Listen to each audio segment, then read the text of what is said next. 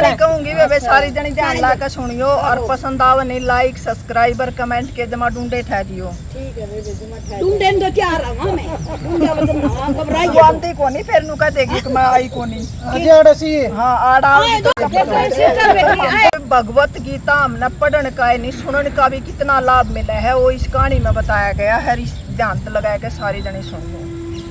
तो वे एक वेश्या औरत थी और उसके घर में एक तोता पाला रखा था उसने और वो तोता भी भगवत गीता का पाठ कराया करता और उसका कुछ भी समझ में नहीं आया करता भी वो तोता के बोलन लग रहा है। हाँ क्योंकि वो तोता अपनी आवाज में बोला था वह सिर्फ उसके उगारे भरा करती और तोता भगवत गीता का पाठ कराया करता।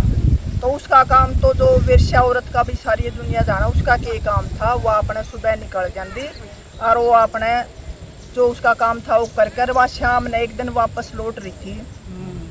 तो वे उन्हें देखा एक बैल की मौत मतलब होने लग रही है वो तड़फन लग रहा है उसका जी नहीं टूटता। बड़े बड़े विद्वान पंडित उड़ान लग रहे हैं और वे कोई किम यज्ञ करन लग रहा कोई किम यज्ञ करन लग रहा कोई किसी चीज का दान करन लग रहा कोई किसी चीज का करन लग रहा है। तो वे उस बैल के प्राण नहीं निकले।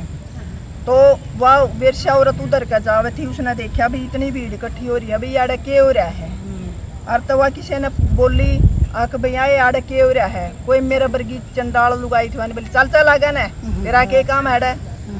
फिर बे उस पर को नहीं रहेगा अभी देखूं तो मैं इस भीड़ में कभी तरह अंदर के हो रहा है। फिर और किसी पर पूछा वह भी बोली बोले चल चले अरे इतने बड़े बड़े पंडित बैठे हैं अरे तेरा के काम है। मैं उन्हें सोची भैया भीड़ इकट्ठी हो रही है जरूर के मैंने के मैं तो आड़ा बड़ी बात है तू देखा मैंने उस पर रहा नहीं गया।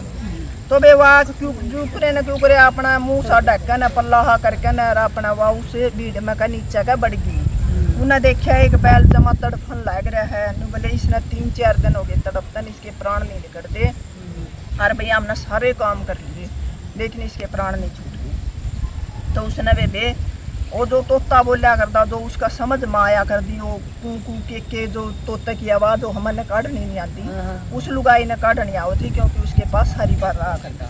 तो उसने उसके बैल के ऊपर हाथ रखा और उसने वाई आवाज़ उसमें निकाली उस बैल के प्राण छूट गए। तो फिर उसने देखा भाई हमने तो इतने बड़े बड़े यज्ञ कर लिए जो पंडित थे विद्वान सारे दंग रह गए और भाई इस औरत ने क्या कराया है भाई या जो पर्दा कर रही है वह अपना पर्दे में थी भाई इस औरत ने इस पर हाथ रखा है इसके प्राण छूट गए। तब भाई बोले बोला तू कौन है तेरा चेहरा देखा हुआ नहीं बोली मैं मेरा चेहरा नहीं दिखा सकती जो मैंने मेरा काम करना था वो कर दिया और मैं अपना वह वेनू करके न जो तो उड़त लेकर के आएगी।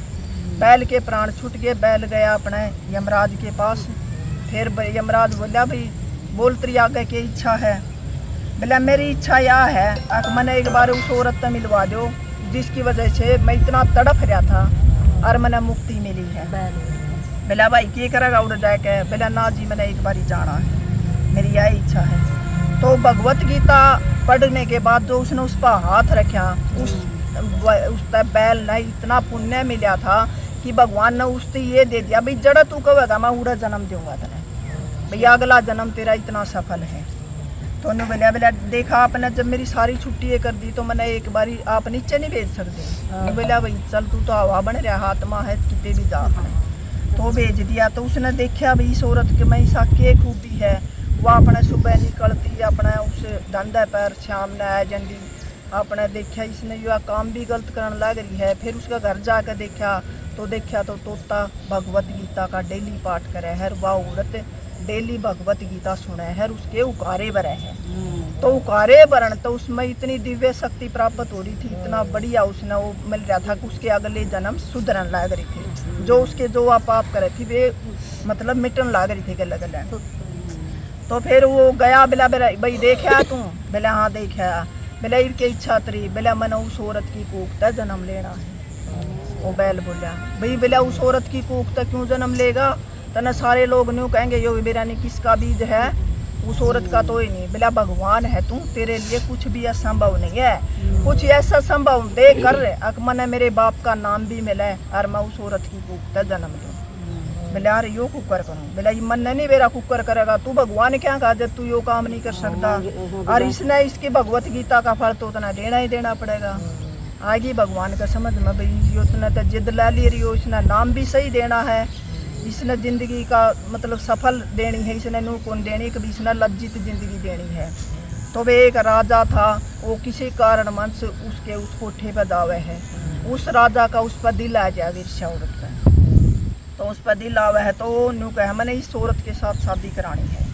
उसने बहुत मना करे उसके घर के, भाई तू इसने क्यों इसकी गला ब्याह करावे है, या जाड़ा है तड़का उड़ा है, इसका कोई ठोड़ ठिकाना नहीं, या तो वेश्या है, इसकी गला हम तेरा ब्याह नहीं कर सकते। वो राजा बोला भाई कुछ भी करो भाई, या तो मेरी मौत और या इसकी गला ब्याह, क्योंकि उसकी गला अंदर तो भगवान बोला था।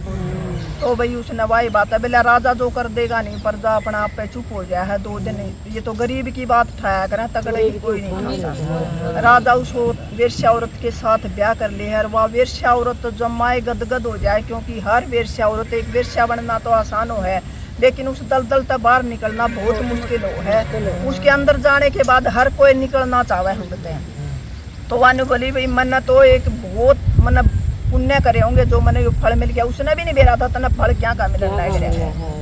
तो फिर भाई उसने राजा ने उसका ब्याह कर लिया और उस बैल ने उसका जन्म लिया। उसने एक बहुत अच्छी जिंदगी जी उस वेश्या औरत ने, और उस बैल ने भी कति मान सम्मान के साथ वह बढ़िया जिंदगी मिली।